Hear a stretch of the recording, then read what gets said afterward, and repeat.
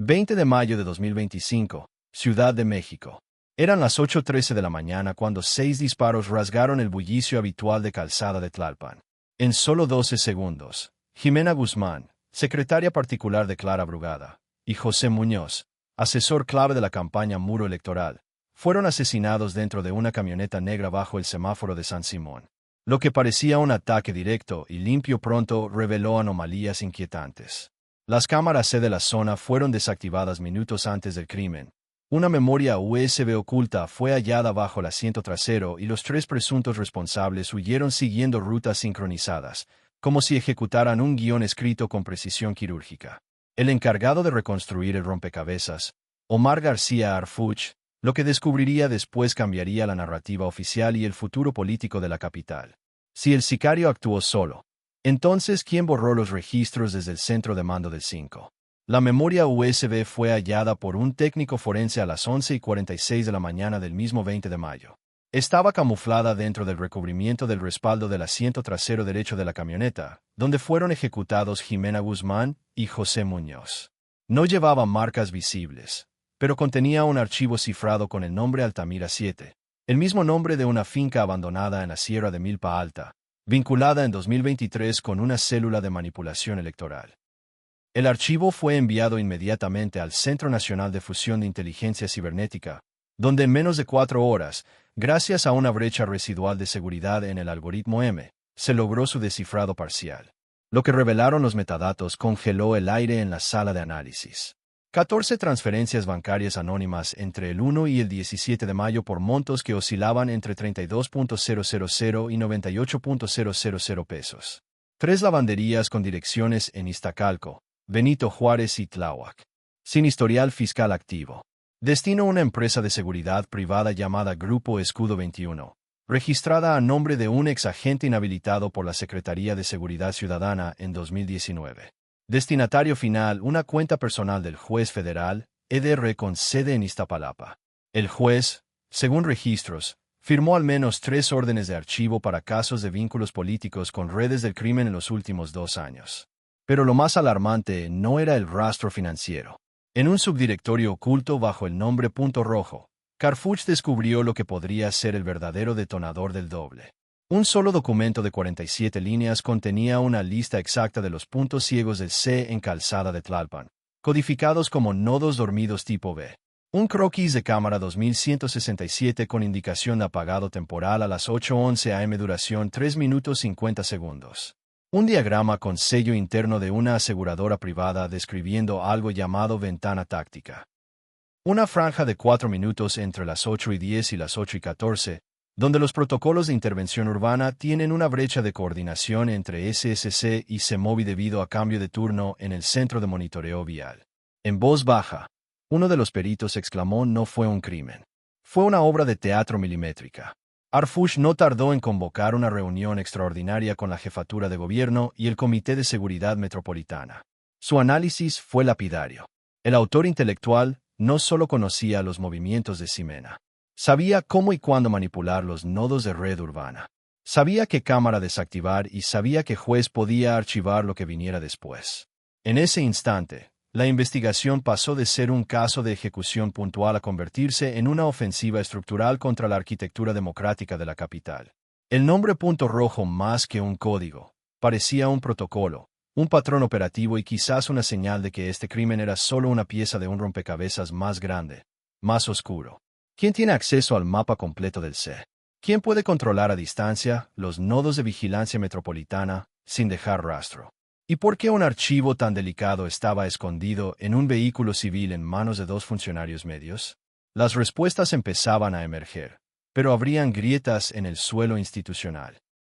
Porque si un juez puede ser pagado desde una lavandería fantasma, si una empresa de seguridad puede servir como fachada y si una red digital puede desactivar cámaras para facilitar un asesinato, entonces no estamos ante un simple crimen político. Estamos ante un sistema de infiltración. Uno que borra sus huellas desde adentro. Uno que convierte la tecnología ciudadana en un arma encubierta. Y como advirtió Harfuch, al final de la sesión, no vamos a cazar fantasmas, vamos a desenmascarar estructuras. ¿Quién diseñó el Punto Rojo?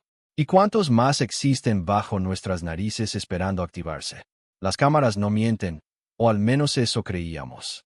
Durante la revisión forense del nodo 2167 del C5, ubicado sobre calzada de Tlalpan, esquina con viaducto Miguel Alemán, el equipo especial Hydra detectó una secuencia de imágenes que no figuraba en el registro automático.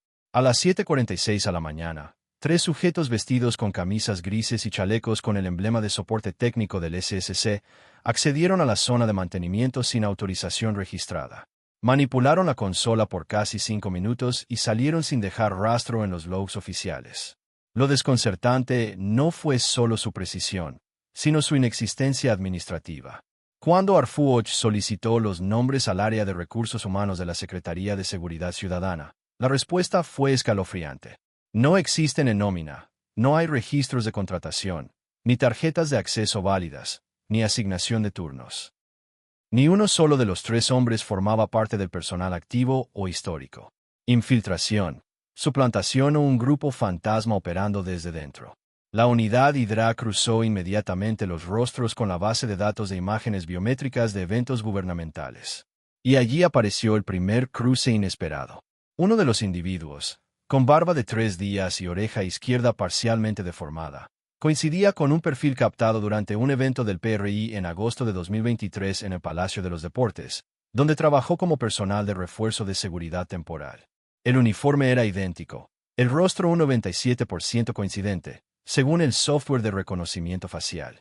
Nombre usado en ese entonces: Arturo Delgado C. Contrato firmado por una empresa subcontratada ya extinta, Escudos Flexibles S.A. Pero había más.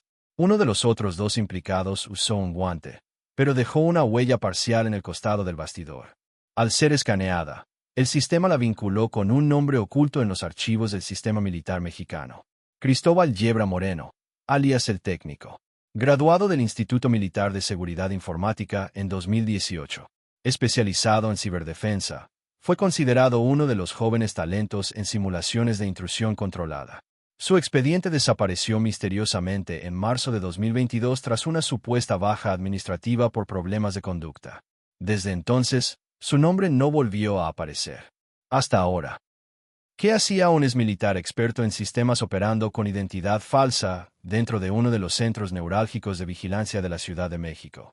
La pista de los camisas grises llevó a Arfuoch a una conclusión alarmante. No era un simple hackeo ni sabotaje externo. Era una operación quirúrgica desde el interior del sistema. Y esa estructura interna cuidadosamente montada con identidades manipuladas, permisos inexistentes y contratos triangulados, parecía tener un solo propósito: desactivar la vigilancia, ejecutar el crimen y desaparecer como si nunca hubieran existido.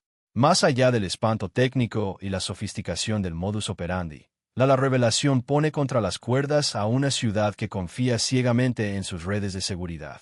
Porque si los nodos del C5 supuestamente impenetrables pueden ser manipulados por empleados invisibles, ¿qué otra infraestructura está comprometida? ¿Quién controla realmente los ojos que vigilan nuestras calles?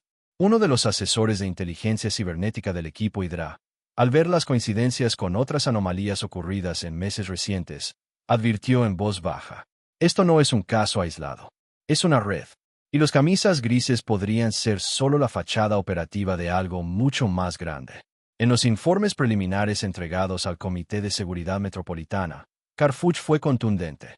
Estos individuos sabían lo que hacían. Conocían los intervalos de sincronización de datos entre estaciones. Sabían en qué momento exacto podía desactivarse una cámara sin generar alertas en el sistema madre. Y sobre todo, sabían cómo ocultar su rastro como si nunca hubieran estado ahí. El silencio posterior a sus palabras fue más estruendoso que una sirena. El público merece saber quién reclutó a estos fantasmas, quién les dio acceso a las entrañas digitales del SSC y cuántos más están operando ahora mismo dentro del sistema. La operación Tlaloc 13 apenas comienza. ¿Y si los verdaderos saboteadores no están en los carteles, sino detrás de escritorios con credenciales que nadie se atreve a revisar? Las cámaras del C5 captaron el instante de la ejecución, pero entre el disparo final y el silencio posterior hubo algo más. Algo invisible. A las 7:58:03, un acceso no autorizado fue registrado en el nodo de videovigilancia 14, ubicado en la intersección de calzada de Tlalpan y Napoleón, apenas 3 minutos antes del atentado. No fue una coincidencia. Fue una intervención quirúrgica silenciosa, dirigida, críptica. Cuando los analistas del Centro Nacional de Inteligencia comenzaron a revisar los logs de tráfico del sistema, un pequeño fragmento de código llamó la atención. Una dirección IP sin origen claro, rebotada a través de 5 servidores proxy en Rumanía, Singapur, Hermosillo, Oslo y finalmente Ciudad de México, cerraba el rastro. La última conexión, un punto físico no registrado en la red de oficinas públicas. La localización final conducía a un inmueble abandonado, número 231, calle Lago Plava, viaducto Miguel Alemán, alcaldía Benito Juárez. Fue entonces cuando Omar García Harfuch tomó la decisión. 21 de mayo 3:17 AM. El secretario de Seguridad Federal encabezó una incursión directa con un equipo de asalto y 3 peritos forenses digitales.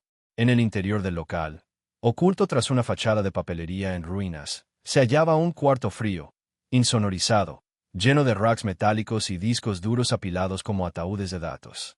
El aire olía a polvo, humedad y al frío de una inteligencia que no dormía.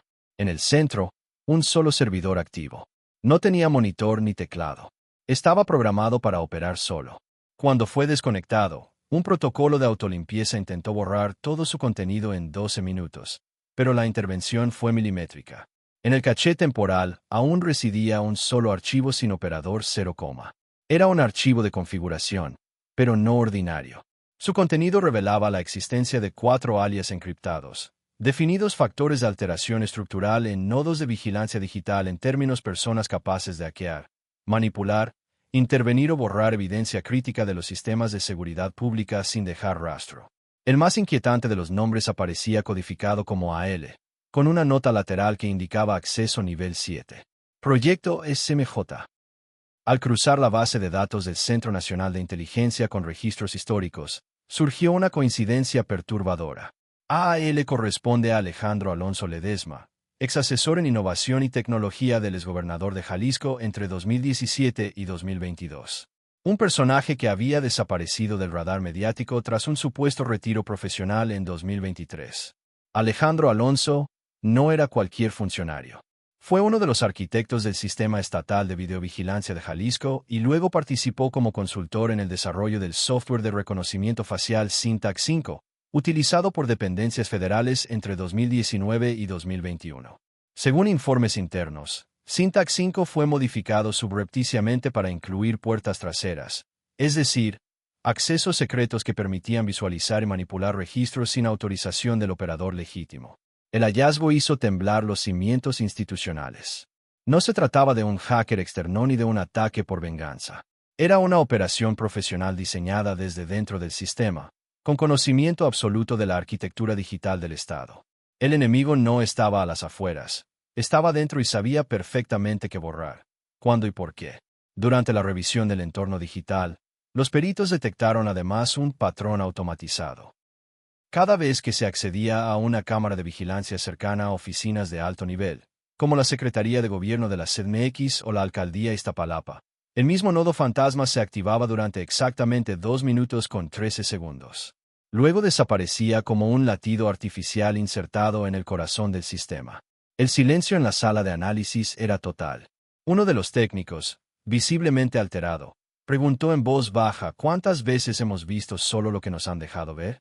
Y esa pregunta, flotando entre pantallas llenas de códigos y mapas de calor, rompió algo en la conciencia del equipo. Porque este descubrimiento no era solo técnico, era político, era ético y era una advertencia. En un país donde las cámaras supuestamente protegen, ahora sabemos que pueden ser utilizadas para ejecutar, que la infraestructura digital de la ciudad puede volverse contra ella misma si cae en las manos equivocadas. Harfuch, con el expediente en la mano, comprendió que Operador 0 no era una anomalía. Era un operador invisible, parte de un engranaje que conecta crimen organizado con tecnología institucional. El hecho de que un exasesor de un gobernador vinculado a múltiples escándalos ahora aparezca como pieza clave en un crimen político de alto perfil dibuja una nueva cartografía del poder en México.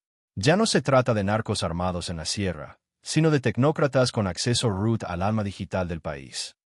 Con la información obtenida, Se emitió una orden de búsqueda nacional para Alejandro Alonso Ledesma y se alertó a Interpol tras rastros financieros que lo vinculan con 3 empresas fachada registradas en San José, Costa Rica, Tallin, Estonia y Monterrey, Nuevo León. Estas compañías, según datos cruzados con la UIF, recibieron más de $82 millones entre 2022 y 2024 por servicios tecnológicos. La operación Tlaloc 13 ya no era solo una investigación por homicidio. Era la apertura de una caja negra, una donde convergen crimen, código, política y poder. Porque si alguien puede desactivar las cámaras antes de un asesinato, alterar registros y desaparecer bajo el amparo de estructuras legales, entonces no estamos ante un fallo del sistema. Estamos ante un sistema fallado, infiltrado y programado para el silencio. La pregunta ya no es quién disparó. La pregunta es quién le enseñó al sistema a mirar hacia otro lado. Y quizás esa respuesta aún esté oculta entre los bytes dormidos de un servidor olvidado en alguna oficina vacía. Pero Arfod ya ha iniciado la persecución. Y esta vez la cacería no será en la sierra. Será en los circuitos. A las 7:59:08 del 20 de mayo de 2025, exactamente 47 segundos antes de que el sicario disparara contra Ximena Guzmán y José Muñoz, una figura aparece en el encuadre lateral captado por una cámara auxiliar C5 no oficial instalada en un comercio cercano de la calzada de Tlalpan. La imagen es borrosa, los colores deslavados por la luz matinal. Pero hay un detalle imposible de ignorar. Un hombre de traje oscuro, gafas polarizadas, se detiene junto a una parada de autobús y realiza un gesto aparentemente insignificante. Se ajusta el puño de la manga 3 veces, no una ni dos, 3 veces, de forma metódica, como una señal. El análisis cinemático reveló que ese movimiento coincidía al segundo con la llegada de la motocicleta usada en el ataque y con el desplazamiento del tirador hacia el vehículo. Fue una coreografía perfecta, un patrón que se repitió en otros casos documentados de asesinatos políticos selectivos en Colombia y Georgia, donde se usaron señales físicas discretas para marcar la ejecución de objetivos. A petición directa de Arfuch, se recurrió al software de reconocimiento facial del sistema Iris-Vantig, desarrollado en cooperación con el Instituto Nacional de Ciencias Forenses. El algoritmo comparó la silueta y microexpresiones con una base de datos de más de 6 millones de rostros registrados en cámaras públicas y privadas del país. Una coincidencia del 97.6% con Luis Ignacio Barrera Ramírez, ex jefe del área de estrategia digital del Bloque PAN, quien hasta diciembre de 2024 operaba directamente desde una oficina satélite en la Colonia del Valle. Luis Barrera fue un perfil clave en las campañas políticas de alto impacto en 2018, 2021 y 2024. Su nombre, sin embargo, desapareció de los reflectores desde la derrota de su bloque en las últimas elecciones locales. Según registros de redes sociales, su última aparición pública fue el 18 de mayo, 2 días antes del crimen. Desde entonces, silencio absoluto. Su cuenta de X antes Twitter, desactivada. Su número telefónico, fuera de servicio. Su última ubicación, GPS, una torre de oficinas en Santa Fe. Luego, nada. Pero había algo más. Al ampliar el metraje en ultrarresolución y aplicar filtros térmicos al video, los peritos detectaron que Barrera no estaba solo. A 2 metros detrás de él, parcialmente cubierto por un poste, se identificó a un segundo individuo portando una carpeta azul. El patrón de comportamiento indica que se trataba de un observador táctico, cuya función habría sido verificar visualmente la ejecución del objetivo y confirmar el cumplimiento del gesto. La presencia de estos dos elementos externos, no involucrados directamente en el ataque físico pero sincronizados con el momento, revela una estructura de comando intermedia propia de operaciones encubiertas de inteligencia o crimen político sofisticado. A nivel legal, esto modifica por completo la tipificación del caso. Ya no se trata de un asesinato ejecutado por sicarios, sino de una operación planificada con mando y control externo, en el que el gesto corporal se convierte en una orden codificada. El descubrimiento del gesto quebró emocionalmente al equipo de análisis, no por su complejidad técnica, sino por su frialdad. En menos de 5 segundos, un movimiento tan humano, tan cotidiano, ajustarse una manga se volvió símbolo de muerte. Una orden disfrazada de gesto inocente, un lenguaje clandestino entre quienes juegan al ajedrez con la vida de otros. Y si esto fue una señal, ¿cuántas más se han hecho sin que nos demos cuenta? ¿Cuántas veces un guiño, una llamada perdida, Un código de vestimenta ha marcado la línea entre la vida y el asesinato institucional. La investigación ahora se centra en localizar a Barrera. Una orden de búsqueda internacional ha sido emitida por Interpol. El edificio donde trabajaba en Del Valle fue vaciado hace 48 horas.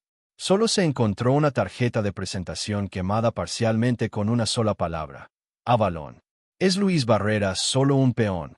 ¿O acaso es una pieza clave en un tablero donde se intersectan el crimen organizado, las campañas políticas y los contratos públicos? La Operación Tlaloc, 13 hectáreas, dejado de ser un caso de seguridad. Se ha convertido en un espejo roto donde cada fragmento revela una verdad incómoda que incluso los gestos más pequeños pueden ocultar los pactos más oscuros. La pregunta ya no es si hay infiltrados, sino cuántos están todavía operando a plena luz del día, delante de nuestras cámaras, detrás de nuestros votos. El impacto de las balas fue mortal. El parabrisas estalló en 1000 fragmentos. El sonido de la muerte quedó grabado en la memoria digital del C5. Pero entre los restos de cristal, esa constelación rota sobre el tablero de la camioneta negra de Ximena Guzmán, los peritos forenses encontraron algo que no coincidía con la narrativa oficial. Bajo la luz ultravioleta, disperso sobre el borde inferior de la ventana del conductor, apareció polvo de plomo de un calibre diferente. No eran restos de los disparos que mataron. Eran partículas más finas, más viejas, posiblemente pertenecientes a una bala de prueba o, peor aún, una advertencia fallida. Un disparo previo de marcación que no había sido reportado. Un intento de intimidación oculto tras la rutina. El análisis balístico reveló que esas micropartículas no correspondían al calibre usado en el ataque, sino a un proyectil calibre de tipo corto, común en municiones de entrenamiento o señales encubiertas. La trayectoria no fue perforante, lo que sugiere que se disparó antes del ataque real y probablemente en un contexto no violento, como una manipulación controlada. Carfuch solicitó entonces una reconstrucción completa de los últimos 15 días de movimiento del vehículo de la funcionaria. El registro GPS del sistema de flotilla gubernamental reveló un patrón inusual. El 10 de mayo de 2025, a las 14, el auto había sido ingresado para lavado y detallado en el establecimiento Autolimpia 19, ubicado en calle Ferrocarril de Cuernavaca 712, Colonia Escandón, un lugar aparentemente común pero con antecedentes ocultos. En 2022, el mismo taller había sido investigado por el área de inteligencia de la Marina tras encontrarse microcámaras espía instaladas en los ductos de ventilación de 2 vehículos diplomáticos. El caso fue cerrado por falta de pruebas contundentes, pero en círculos de inteligencia se le clasificó como punto de acceso clandestino a información vehicular de alto nivel. En esta ocasión, algo más llamó la atención del equipo de investigación. La trabajadora encargada de recibir el vehículo de Ximena, una mujer identificada como Gem Méndez, renunció sorpresivamente el mismo día 10 de mayo, tras 3 años de empleo continuo. No se presentó a su turno vespertino. Según testigos, salió con prisa cargando una bolsa de tela azul marino con un logotipo apenas. Carmen Agency oficialmente es una firma de comunicación estratégica registrada en Puebla, pero de acuerdo con documentos internos de la FGR filtrados en 2023, es en realidad una caja negra de propaganda utilizada por diversos operadores políticos para campañas digitales de difamación, manipulación de percepción y, en casos extremos, para rastreo y espionaje selectivo.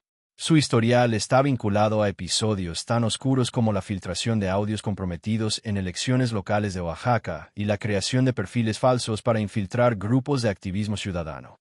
La aparición del logotipo en la escena de este crimen cambia el ángulo. El asesinato de Ximena y José no solo fue planeado como un ataque físico, sino también como parte de una narrativa construida, editada, monitoreada desde las sombras. Todo indica que el vehículo fue alterado mientras estuvo en Autolimpia 19. ¿Qué instalaron? ¿Qué observaron? ¿Cuántos datos extrajeron antes del ataque? Las preguntas aún no tienen respuesta, pero los técnicos lograron clonar el disco duro del sistema multimedia del coche y están recuperando secuencias que muestran conexiones automáticas a redes Wi-Fi ocultas, activadas brevemente mientras el auto permanecía detenido en la zona de lavado. La sensación es escalofriante. Un simple lavado de auto se transforma con el lente correcto en una operación de inteligencia, una trampa brillante disfrazada de rutina y una pieza más en el rompecabezas que Arfus ha llamado la línea invisible entre el Estado y su sombra. Porque no se trata solo del polvo de plomo ni del nombre de una agencia oculta en una bolsa. Se trata de una red, un tejido invisible de colaboradores indirectos. Técnicos que instalan asistentes, que filtran comunicadores, que borran huellas desde una laptop.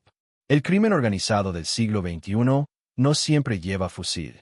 A veces porta gafas, traje y factura. Todo con IVA. La operación Tlaloc 13 hectáreas revelado que no hay detalle pequeño cuando se trata de crimen político. Que incluso un grano de polvo puede hablar. Y que en un país donde lo visible ya no basta, la verdad comienza en lo que no se ve. Próxima llamadas bloqueadas, política, tecnología, red de medios, pero la pregunta sigue. ¿Quién tocó primero el auto de Jimena Guzmán? ¿Y por qué ese disparo de advertencia nunca fue escuchado? 21 de mayo de 2025. 1:42 a.m. Ciudad de México. Un informe reservado llegó a manos de Omar García Harfuch en la sala de análisis del código. El encabezado era simple, pero devastador. Audio reconstruido. Origen TPJF. Probable contacto con víctima o Chaisi. Dentro del archivo, un mensaje de voz interceptado, recuperado desde la unidad de respaldo del sistema de comunicación interna de Ximena Guzmán.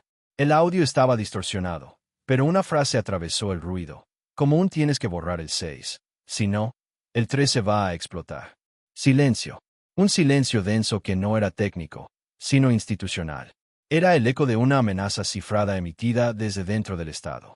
La llamada se registró el 16 de mayo a las 22:17 desde un número encriptado asociado a un servidor interno del Tribunal Electoral del Poder Judicial de la Federación. No fue una llamada común. El número estaba clasificado como vía restringida electoral, reservado exclusivamente para coordinación entre áreas de seguridad informática durante procesos de conteo y transmisión preliminar de votos. ¿Por qué alguien usaría esa red para hablar con la secretaria particular de Clara Brugada? ¿Y qué significaba el 6? Una cámara, un archivo, una persona, y el 13, el día de la elección, el nombre de la operación de Harfuch o una cuenta regresiva. La frase no era improvisada, era táctica. Borrar el 6 no suena como una advertencia desesperada. Suena como una orden operativa encubierta. El 13 va a explotar. No es metáfora, es lenguaje de daño planificado. Los analistas de la Unidad Técnica de Inteligencia Electoral detectaron una correlación inmediata. El nodo 6 del sistema de monitoreo en la zona poniente del Palacio del Ayuntamiento había sido desconectado manualmente el 17 de mayo a las 3 a.m., solo unas horas después de la llamada. Ese nodo controlaba, entre otras cosas, una cámara con visión directa hacia el acceso de personal donde trabajaba José Muñoz. Además, se halló en el backup de la tablet de Ximena una referencia a USB V-Luna. El dispositivo nunca fue encontrado. El registro indica que fue conectado por última vez el 12 de mayo en un equipo perteneciente al área de adquisiciones del gobierno central. El contenido desconocido. Solo quedó el rastro digital de una carpeta eliminada manualmente a las 14:09. Su nombre contrato Carmen Puno. Las piezas comenzaban a encajar. Borrar el 6. iCalls. Desactivar la cámara. Eliminar el USB L13. ¿Y cómo? Es el día de las elecciones o la operación Tlaloc 13. Una amenaza articulada lanzada desde adentro, entrelazando el sistema electoral, la infraestructura tecnológica y los comandos operativos. Cuando Harfuch leyó la transcripción completa, no dijo una palabra. Solo cerró el expediente y exhaló hondo. Están usando las estructuras democráticas para silenciarlas desde adentro. Fue lo único que murmuró. El caso Ximena Muñoz ya no era una ejecución selectiva. Era una respuesta institucional contra quienes sabían demasiado. Una red de silencios, permisos ocultos y servidores que hablan solo cuando el sistema colapsa. Y ahora sabemos algo más peligroso aún. No se mata solo con balas. También se mata con archivos eliminados, nodos apagados, voces distorsionadas. La operación Tlaloc 13 hectáreas cruzado el umbral. Ya no se trata de un crimen. Se trata de un sistema que usa su propia legalidad para blindar el crimen. ¿Quién dio la orden de esa llamada? ¿Quién es el 6 y qué es lo que va a explotar si no lo detenemos ahora? Este no es solo un atentado electoral. Es una guerra fría tecnológica disfrazada de democracia. 20 de mayo de 2025. 23:45 horas. En la sala de crisis del Búnker Federal de Inteligencia, las luces se atenúan. Frente a una pantalla de 72 pulgadas, Omar García Harfuch traza con un marcador rojo la estructura del rompecabezas que lleva días armando. Una figura dividida en 3 niveles, como un diagrama quirúrgico del crimen político moderno. Arriba ordena, en el medio facilita. Abajo ejecuta. No es un organigrama oficial. Es un mapa de poder paralelo donde la democracia queda en manos de estructuras que no se eligen por voto, sino por conveniencia, chantaje o miedo. Primero ordena. En la cúspide, Harfuch sitúa a 2 figuras políticas no identificadas aún, pero vinculadas directamente al uso de canales restringidos del TPJF. Uno de ellos, según las triangulaciones telefónicas, estuvo en contacto directo con Jimena Guzmán una semana antes del asesinato. No dejaron rastro financiero, pero sí digital. Una conversación encriptada y una orden borrar el 6. Ellos no aprietan el gatillo, pero deciden quién debe desaparecer para mantener el equilibrio del sistema. Segundo, facilita. En el centro del diagrama, un bloque azul claro representa a los operadores financieros. Aquí aparecen nombres vinculados a empresas fachada con domicilio en Polanco, Guadalajara, y una firma en Panamá. Estas entidades, bajo análisis de la UIF, movieron más de 113 millones de pesos en los últimos 3 meses hacia contratos de consultoría estratégica y reingeniería digital. Uno de los depósitos más recientes fue interceptado en una cuenta a nombre de una ex empleada de la agencia Carmen, ahora fugitiva. Ellos no matan, pero pagan, justifican y lavan los rastros. Tercer ejecuta. Abajo, en color rojo, está el brazo armado. Aquí están los operadores tácticos. Los que caminan, se acercan al vehículo, ajustan la manga y disparan el nombre que ya conocemos. Luis Barrera, exdirector de campañas digitales del bloque Pampri, ahora desaparecido. Y junto a él, 3 alias aún en Aná el Flaco del Metro, Sombra, 13 y Alazán. Estos son los engranajes que ejecutan la violencia que otros planifican y financian. Cuando el mapa se completa, Harfuch lo contempla durante largos segundos. Es un espejo, y lo que devuelve no es reflejo de justicia, sino de complicidad institucional. No se trata de un cártel aislado. Es un sistema híbrido político-financiero operativo. Un modelo de crimen estructurado que opera desde oficinas limpias con wifi corporativo, lenguaje técnico y acceso directo a los mecanismos del Estado. Sobre la pizarra, en letras rojas, Harfuch escribe 3 palabras. Deciden, conectan, ejecutan. Y debajo, en mayúsculas negras, subraya una sola frase. Faltan 2 nombres y están más cerca de lo que parece. Lo que este diagrama revela no es solo la ingeniería de un crimen. Es la radiografía de un país donde las instituciones conviven peligrosamente con operadores ocultos. Donde lo político, lo tecnológico y lo violento se funden en una sola ecuación. Y lo más perturbador no es lo que falta descubrir, es lo que ya sabíamos. Pero nadie se atrevía a poner sobre la mesa que en México los crímenes más complejos no se cometen en callejones, sino en juntas cerradas, respaldados por pantallas, abogados y contratos bien redactados. La Operación Tlaloc 13 hectáreas ha alcanzado una etapa que deja el crimen organizado del siglo XXI. Ya no necesita sicarios visibles. Necesita arquitectos, programadores, consultores y a veces, solo un silencio estratégico desde una institución clave. Ahora la cuenta regresiva no depende de balas. Depende de cuántos nombres más saldrán a la luz y cuántos otros aún están sentados en el poder mientras observan este mismo mapa en silencio. En la penumbra de la sala de estrategia, mientras los monitores seguían proyectando los últimos cruces telefónicos y movimientos financieros, un sobremanila fue deslizado discretamente sobre la mesa frente a Omar García Harfuch. Sin remitente, sin marcas oficiales. Solo el peso inquietante de un mensaje silencioso. Dentro, una sola fotografía. Su hija menor captada saliendo del colegio en Querétaro. Mochila azul, uniform impeccable. Una sonrisa que no imaginaba estar bajo vigilancia. Y junto a la imagen, un trozo de papel doblado en 4 escrito a mano con tinta negra. Tu verdad no vale la sangre de ella. El silencio que siguió fue más estridente que cualquier amenaza directa. Era un golpe al centro emocional de un hombre que ha sobrevivido emboscadas, balas y traiciones, pero que ahora enfrenta la pregunta más ¿hasta dónde vale la pena llegar cuando el precio toca a quienes amas? Esa noche, Harfuch no pidió más custodios, no encendió el protocolo de crisis. Solo dijo 2 palabras mirando el tablero con los 3 niveles del crimen estructural. Ya es personal. Esto ya no es solo una investigación, es una batalla por la verdad. Si crees que México merece instituciones limpias, comparte este video, deja tu opinión en los comentarios y guarda esta historia porque el silencio solo beneficia a los que tienen algo que ocultar.